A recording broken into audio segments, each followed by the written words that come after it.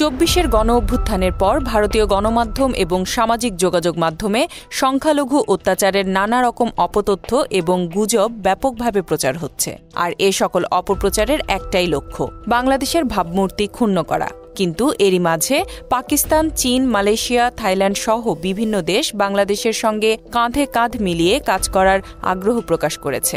আর এই সুসম্পর্কের গতি প্রকৃতিতে ভারতের গাত্রদাহ শুরু হয়ে গেছে।